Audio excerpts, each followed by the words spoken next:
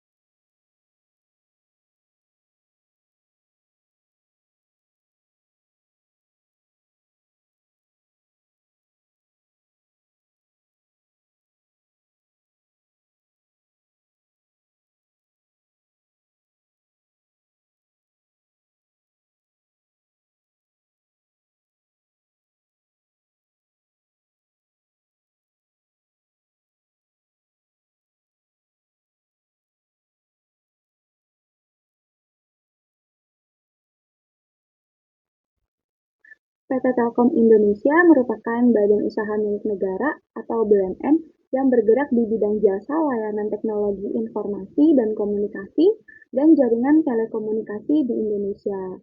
PT Telkom ini membagi bisnisnya menjadi 3 digital business domain. Yang pertama ada digital connectivity, yaitu ada fiber to the X, 5G, software defined networking, network function virtualization, dan satelit. Yang kedua, ada digital platform, terdiri dari data center, cloud, Internet of Things, big data atau AI, dan cyber security. Lalu yang ketiga ada digital service, yaitu terdiri dari enterprise dan consumers. Oke teman-teman, bisa dilihat di sini ada entitas anak dari perusahaan PT Telkom Indonesia. Perlu kita ketahui, per 31 Desember 2021 ini, PT Telkom memiliki total 36 entitas anak dengan kepemilikan langsung dan tidak langsung yang aktif beroperasi dengan persentase kepemilikannya itu lebih dari 50%.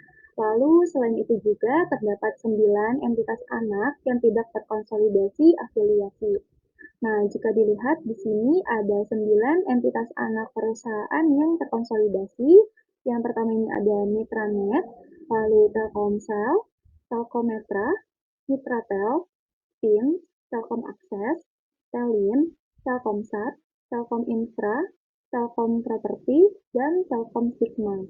Nah, dari 9 entitas perusahaan ini memiliki kepemilikannya itu 99,99%, kecuali untuk entitas anak Telkomsel dan Mitratel. Kalau Telkomsel ini kepemilikannya sebesar 65%, dan Mitratel ini di 1,87%.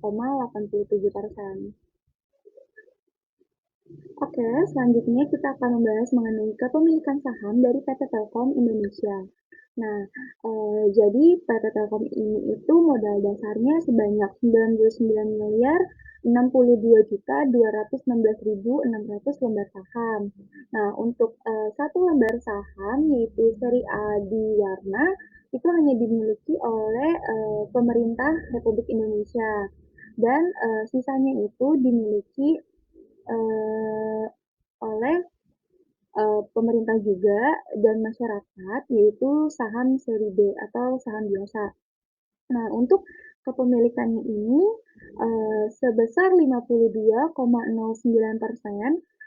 terdiri dari saham seri A, satu lembar saham, dan sisanya saham seri B itu dimiliki oleh pemerintah Republik Indonesia dan sisanya ini dimiliki oleh publik yaitu sebesar 47,91% yaitu saham seri B. Nah, untuk saham publik ini itu terbagi lagi menjadi dua bagian.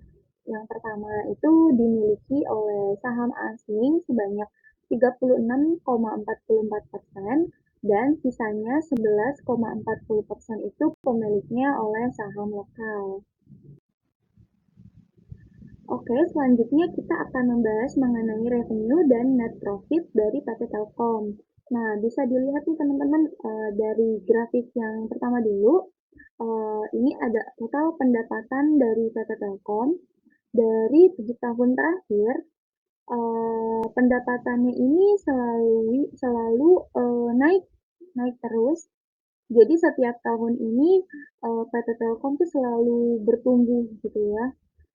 Bisa dilihat dari pendapatan di tahun 2015 itu dari 102,47 triliun, dia naik menjadi 116,33 triliun. Jadi kenaikannya itu sebesar 13,53%. Nah, di tahun-tahun selanjutnya pun juga dia selalu naik. Di tahun 2017 itu naik 10,25% jadi 128,26 triliun. Di tahun 2018 itu naik 1,97% menjadi 137,78 triliun. Dan di tahun 2019 ini naik 3,66% menjadi 135,57 triliun. Dan di tahun 2020 ini mengalami kenaikan namun sedikit sih teman-teman, tapi tetap tetap naik ya setiap tahun. Itu dia tahun 2020 mengalami kenaikannya itu sebesar 0,66% aja nih, jadi 136,46 triliun. Dan di tahun 2021-nya ini lumayan naiknya cukup banyak, 4,94%. Jadi total pendapatan di tahun 2021 ini senilai 143,21 triliun. Jadi walaupun kenaikannya ini persentasenya turun naik, tapi tapi pendapatan dari PT Telkom ini selalu bertumbuh gitu teman-teman. Nah, selanjutnya ini kita akan membahas untuk pendapatan netonya nih, pendapatan bersih dari PT Telkom. Nah, kalau untuk pendapatan bersihnya uh, selalu profit sih kalau dilihat ya teman-teman, tapi mengalami uh, naik turun nggak growth seperti pendapatannya dia gitu. Nah, kalau misalnya dilihat nih dari tahun 2015 itu pendapatan netonya sebesar 15,49 triliun dan di tahun 2016 itu naik menjadi 19,35 triliun. Nah, naiknya ini 24,94%. Jadi, total pendapatan netonya dari tahun 2015 ke 2016 ini lumayan tinggi. Nah, selanjutnya di tahun 2017, pendapatan netonya ini naik juga sebesar 14,43%, jadi 22,14 triliun.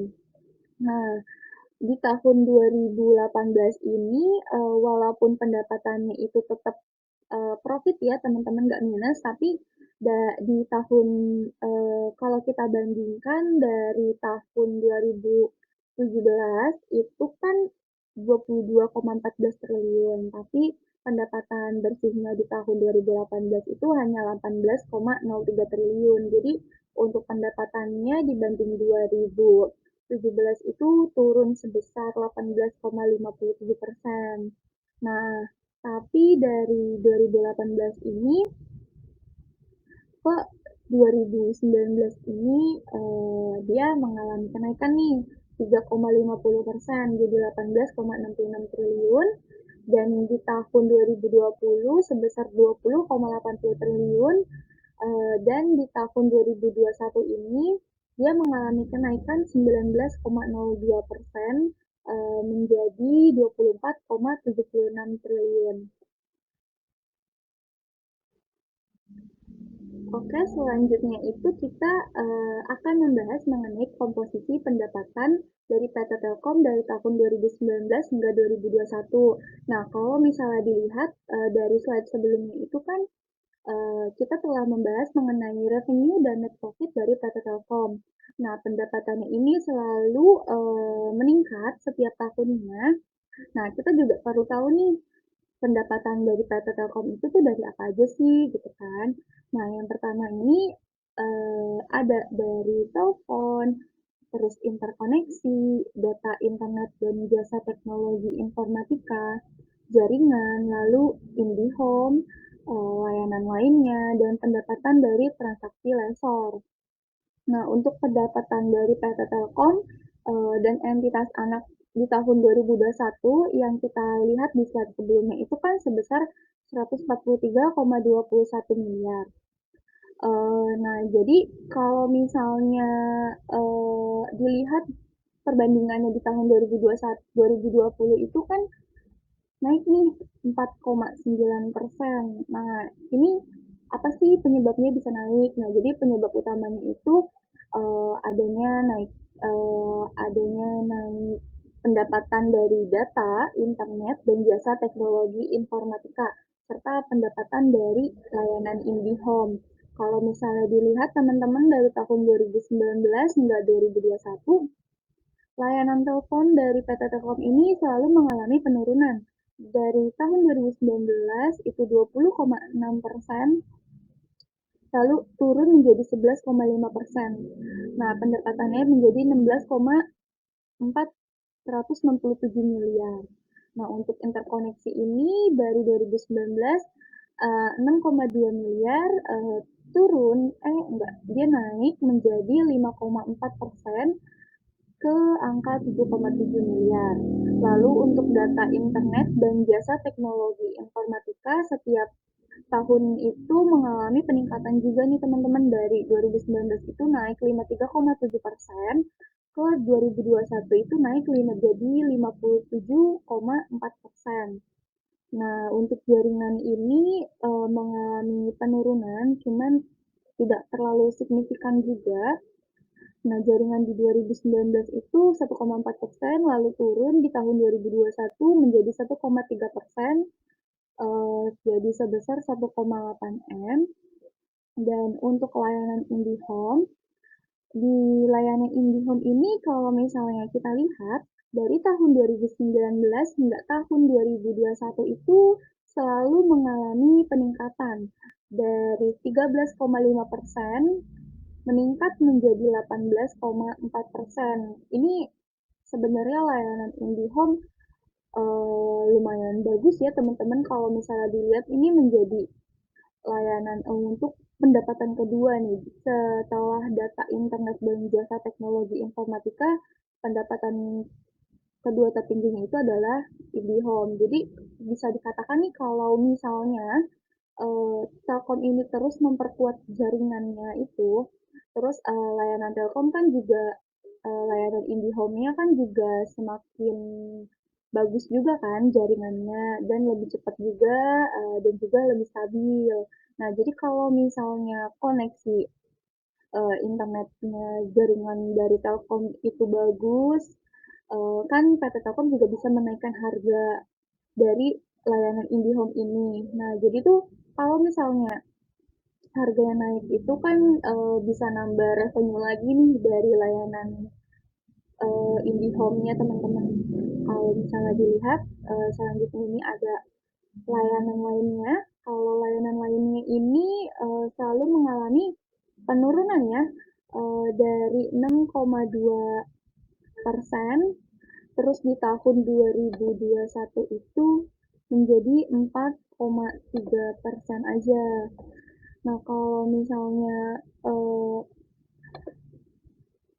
untuk layanan lainnya ini mengalami penurunannya juga lumayan lumayan agak cukup turunnya, karena kalau misalnya dilihat di tahun 2019 ke 2020 kan mengalami penurunan nih dari 6,2% jadi 3,8%, tapi dia mengalami peningkatan di tahun 2021 sebesar 4,3%. Nah, yang terakhir itu ada pendapatan dari transaksi lesor yang di tahun 2019 itu sebelumnya nggak ada, dan di tahun 2021, 2020 dan 2021 itu mengalami sebenarnya untuk persentasenya itu sama ya teman-teman, 1,7% di layanan transaksi laser ini. Kalau misalnya dilihat untuk layanan transaksi laser itu dari penerapan PSAK 72-nya itu yang mewajibkan Telkom untuk mengungkapkan pendapatan dari transaksi Lexor. Jadi sebelumnya itu kan nggak ada nih di tahun 2019. Nah, jadi 2020 ini nih baru diungkapkan oleh PT Telkom menurut PSAK 72. Jadi transaksi lesornya itu seperti kayak sewa terpisah dari pendapatan dari kontrak dengan pelanggan, seperti itu. Selanjutnya kita akan membahas mengenai financial report dari PT Telkom. Nah, kalau dilihat di sini teman-teman, ada total aset, liabilitas, dan ekuitas dari PT Telkom selama 7 tahun dari 2015 hingga 2021. Kalau misalnya teman-teman lihat, untuk total aset dari PT Telkom ini selalu mengalami kenaikan di setiap tahunnya. Dari 2015 166,17 triliun menjadi 277,18 triliun. Nah, mengenai total liabilitasnya, kalau dilihat ini juga setiap tahun mengalami kenaikan. Ini kita harus aware juga sih ya teman-teman. Kita harus cek nih kenapa sih kok hutangnya setiap tahun naik. Nah, nanti di sini kita akan bahas lebih lanjut di analisis rasionya. Dan untuk total ekuitasnya juga mengalami kenaikan setiap tahun dari 2015 itu 93,43 triliun ke 2021 itu menjadi 145,40 triliun.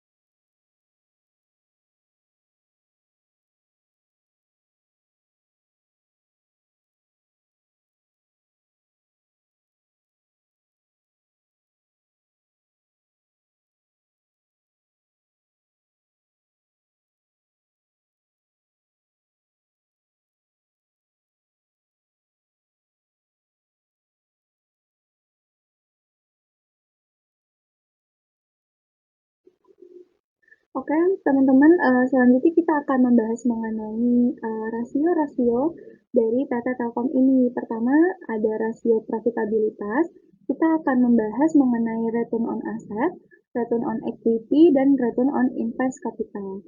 Nah, untuk, return on asset itu adalah, untuk mengukur seberapa baik sih perusahaan memanfaatkan asetnya untuk menghasilkan suatu keuntungan. Jadi semakin tinggi, ROA-nya semakin baik. Nah, kita bisa lihat nih, jadi seberapa efisiensi perusahaan dalam menggunakan asetnya untuk menghasilkan keuntungan. Nah, kalau dilihat dari tahun 2015 hingga tahun 2017 itu selalu mengalami peningkatan.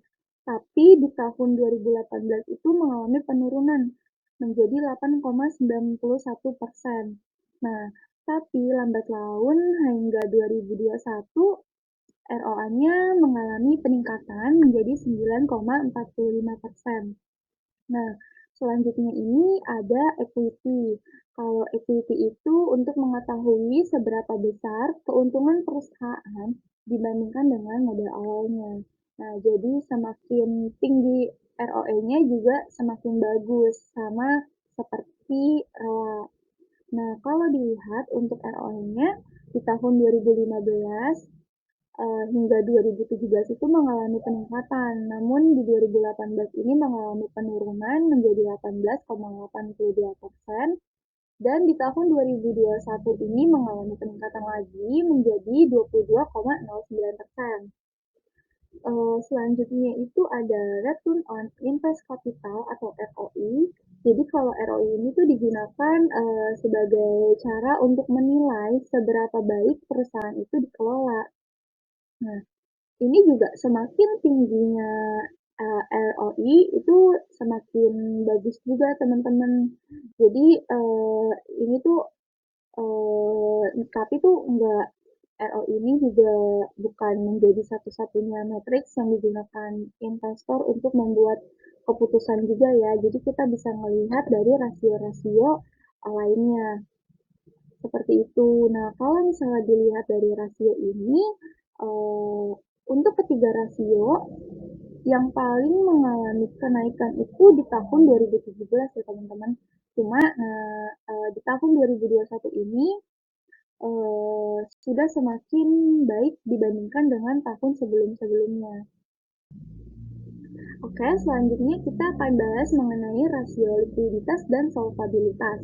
Nah, bisa dilihat di sini ada current ratio, debt to asset ratio, debt to equity ratio.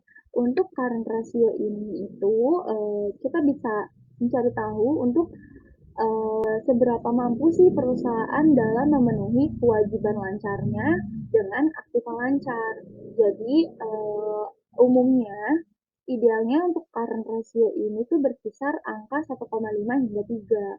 Nah, kalau dilihat di sini untuk PT Telkom di 2015 current rasionya di angka 1,35, lalu di 2021 di angka 0,81. Nah, berarti eh, di tahun 2021, dari tahun 2018 hingga tahun 2021 ini eh, tidak berada di angka ideal untuk current ratio ya teman-teman. Jadi kita bisa asumsikan bahwa si PT Telkom ini tuh adanya beberapa masalah dalam likuiditas perusahaannya. Nah, selanjutnya itu ada debt to asset ratio. Nah, debt to asset ratio ini apa sih? Jadi, debt to asset ratio ini adalah untuk mengukur seberapa besar aset perusahaan dalam menanggung hutang yang dimiliki. Jadi, untuk ukuran debt to asset ratio ini kalau misalnya kurang dari 0,5, artinya aset perusahaan dibiayai dari ekuitas atau modal sendiri. Nah, kalau kita lihat kan debt to asset ratio dari PT Telkom ini kan semuanya di bawah 0,5 ya teman-teman. Jadi bisa dikatakan bahwa semua aset ya itu dibiayai dari ekuitas atau modal dari PT Telkom sendiri. Nah, selanjutnya ini ada debt to equity ratio. Kalau misalnya teman-teman lihat debt to equity rasionya juga naik turun fluktuatif ya. Di tahun 2015 0,37, 2016 0,30, 2017 0,32, dan hingga 2021 itu 0,48. Nah, untuk debt to equity ratio itu tuh kita bisa melihat sejauh mana sih perusahaan dapat melunasi semua hutangnya, baik jangka panjang maupun jangka pendeknya. Nah, sebenarnya ini semakin rendah debt to equity ratio ini semakin bagus teman-teman. Nah, kita juga perlu lihat nih dari financial position PT Telkom yang sebelumnya di slide sebelumnya itu kan setiap tahun mengalami kenaikan terus nih untuk hutang-hutangnya. Jadi kita perlu sangat memperhatikan untuk debt to equity ratio-nya. Jadi uh, jangan sampai hutangnya itu tuh melebihi daripada ekuitasnya, seperti itu. Lalu selanjutnya kita akan membahas mengenai rasio valuasi. Nah, di sini ada price to earning ratio dan price to book ratio. Kalau untuk PER ini biasanya digunakan untuk menghitung rasio dan menilai mahal murahnya saham berdasarkan kemampuan perusahaan menghasilkan laba bersih. Nah, bisa dilihat nih PER dari Telkom ini di 2015 senilai 19,68 dan tertingginya itu di tahun 2019 yaitu 21,07, lalu mengalami penurunan di tahun 2020 sebesar 15,76 dan peningkatan lagi di 2021 PR-nya menjadi 16,16. Nah, selanjutnya ini ada price to book ratio. Jadi price to book ratio ini tuh untuk membandingkan kapitalisasi pasar sebuah perusahaan dengan nilai bukunya. Jadi kita bandingkan dulu. Nah, untuk price to book ratio dari Telkom ini mengalami penurunan di tahun 2015 sebesar 4,06, lalu mengalami penurunan setiap tahunnya dan di tahun 2021 ini senilai 3,21. Selanjutnya, di sini kita bisa lihat PT Telkom ini setiap tahun selalu membagikan dividen. Nah, kalau dilihat dari tabel berikut, PT Telkom ini dari tahun 2016 sampai tahun 2020 ini sudah membagikan dividen.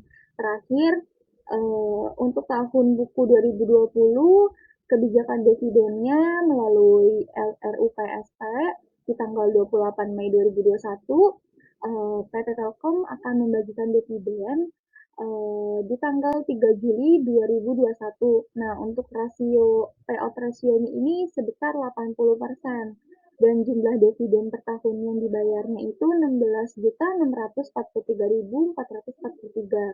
Nah, jadi untuk jumlah dividen per lembar sahamnya itu tuh sebesar Rp168,01.